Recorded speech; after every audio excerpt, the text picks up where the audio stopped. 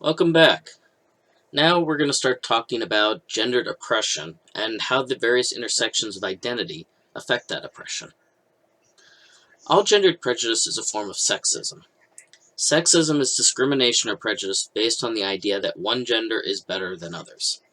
This becomes a type of oppression when the sexism is held by those of the dominant gender. Remember, oppression is prejudice plus power. There are two main types of sexism: hostile and benevolent. Hostile sexism is what we expect sexism to be: a negative attitude towards a particular gender, such as women belong in the kitchen or women are terrible drivers. Benevolent sexism is a sexist attitude wrapped in a compliment, such as women are more nurturing or women make the best secretaries. This example tweet implies that the people being harassed or assaulted are worthy of being protected because they're someone's wife or daughter, not because they're people in their own right deserving of respect. These types of attitudes limit people just as much as hostile sexism, because it traps them in stereotypes that may or may not be true. Misogyny is a specific hatred of the feminine.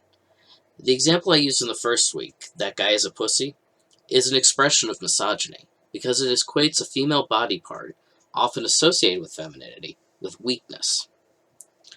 Misogynoir is a relatively new term, used to describe the specific mix of racism and sexism that black women and femmes experience.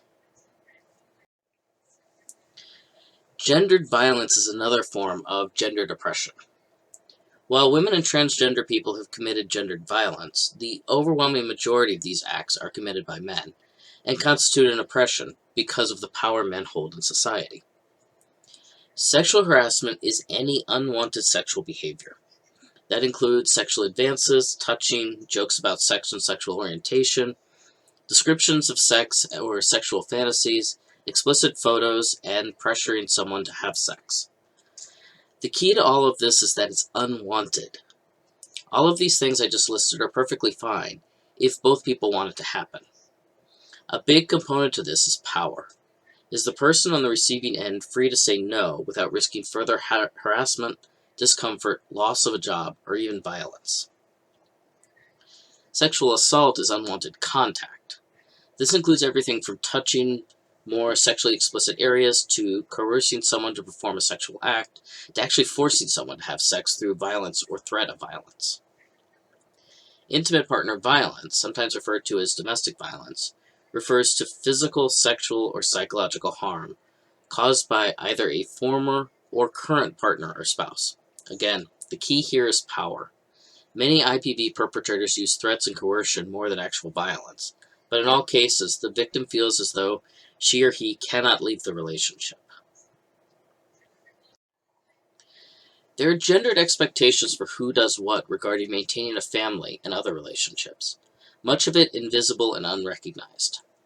It's pretty well known that there is an imbalance in how much of that work is expected of feminine people versus masculine people, but we have some specific ways of describing this imbalance. Reproductive labor is a term we use to describe all the work that is required to maintain a household and family. This includes cooking, cleaning, laundry, childcare, caring for those who are ill, and caring for family members who need assistance. Traditionally, this has been work done primarily by women and other feminine people, regardless of whether they also work outside the home. Mental load is all the thinking work involved with managing a group. Usually when we're talking about mental load, we're referring to the work involved with organizing and maintaining a household. Who makes the grocery list and notice when the staples are running out? Who makes the medical appointments for children and pets? Who keeps track of when the laundry needs to be done, or the dishwasher emptied, or the trash taken out? Who is usually the person in a household who doesn't know these things? This work is usually gendered. Women and other feminine people are usually expected to be household managers and keep everything running smoothly. This sort of work extends beyond the household, though. Think about any mixed gender group to which you belong or have belonged. Who makes sure there's a place to meet and that everyone knows where and when? Who brings snacks and drinks? Who brings other supplies that might be needed during the gathering?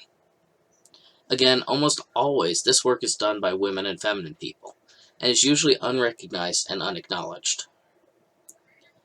Mental load is also one of the factors that contribute to the pattern of women with children advancing more slowly in their careers and making less over time. People have a certain amount of mental focus. When part of your mental focus is on managing your home life, you have less focus available for your work. Emotional labor refers to the work done to manage the emotion of others, often while controlling your own, most commonly in the context of a job. It is a subset of mental load, and the two terms are often conflated. Emotional labor is what is happening when a retail or service employee, when dealing with an irate customer, suppresses their own anger and instead smiles and tries to soothe and placate the customer. Emotional labor is also what is happening when a parent suppresses their own worry or discomfort while trying to soothe a scared child. Emotional labor is what is happening when an administrative assistant suppresses their own personal feelings, worry about home life, children, etc., and instead focuses on making sure their boss is happy and comfortable. Emotional labor is what is being asked of women and femmes while being catcalled on the street, who are expected to smile and play along, regardless of their own personal discomfort. While emotional labor isn't exclusively gendered, it is most often expected of women and other feminine people. Part of this is due to power imbalances. Women and femmes must perform this work to keep their jobs and prevent further harassment. Part of this expectation is also idealized femininity. Women and femmes are expected to be nurturing and sympathetic, and those who aren't are often shamed by others or feel internalized shame.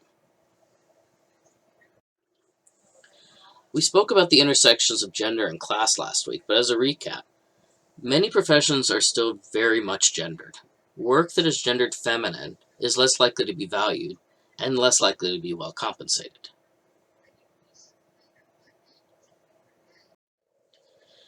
At the intersection of gender and ethnicity, we are forced to recognize that hegemonic femininity in the US is white, rich, attractive to white standards, and heterosexual. Hegemonic femininity in other ethnicities is sometimes at odds with that. For example, in Pike and Johnson's article in our text, they examine how Asian ideals of femininity differ from those in the United States. In many Asian cultures, there is an expectation of demureness, passivity, quietness, and servility. Women of Asian origin, particularly the children of immigrants, experience a disconnect between the expectations of their families have for appropriate behavior and the socialization and expectations of women in the United States. Behaving as expected for an American woman is considered shameful by Asian standards, and behaving as expected by Asian standards is seen as weak by American standards. Kim's Convenience, shown here, a show on Netflix, has been particularly good at examining the dichotomy between Asian and North American standards for women. This creates an additional mental load, something people of non-European ethnicities often experience in the United States.